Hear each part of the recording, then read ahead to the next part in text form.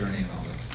Well, now Maggie's chasing Hal all season, so the tables have turned. Thank you.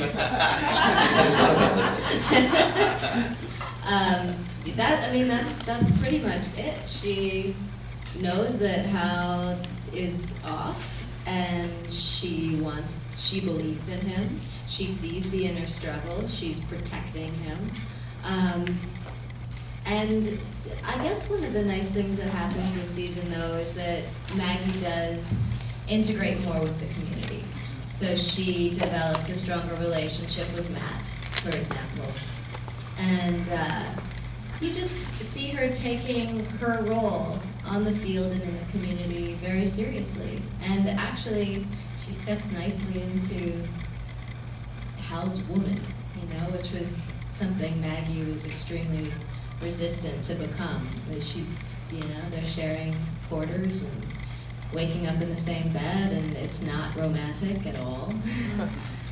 Well, I really liked when you brought to our attention that by us now living in the same room together, but me being paralyzed was kind of a perfect thing for Maggie, coming from the background that she comes from, and that if we had jumped into this honeymoon phase, that might have been a little tough for you as that character. Absolutely. But it's this,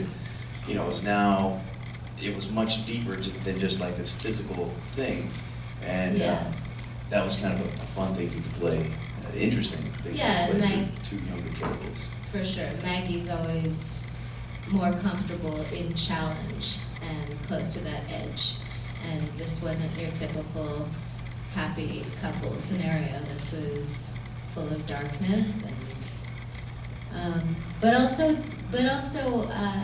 intimacy. It was cool that we were such young characters playing this kind of depth. I also think one of the wonderful things about Maggie is that she pushed back probably all of her life, but certainly since we've known her in this series, she's pushed back on love because of her fear of the consequences of what that commitment might mean. And then she commits herself and is immediately almost confronted with those very things that she was afraid of. It's like life. But what I think you'll see this season, which is amazing, is that you triumph over that this season. And you, in other words, you allow yourself to experience that instead of running away. And I think that makes for I think Maggie changes very much at the end, knows who she is a lot more at the end. Yeah, in a bit of a scary way. I have no idea what we're going to do in season 4. I'm real curious too. Me neither. Yeah. Remi, talk to me about Karen a little bit. She's just one of those characters that I know I personally love it when she just steps out behind a tree or just pops up.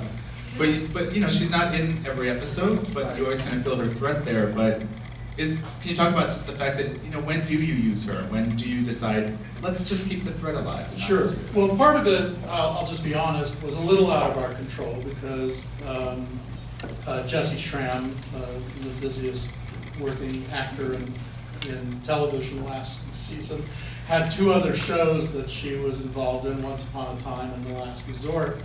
And I'll just say anecdotally that there was one point that she literally flew from Hawaii to Vancouver and back again in the space of 4 days, something like that. So, it's amazing that we had her as much as we did. But,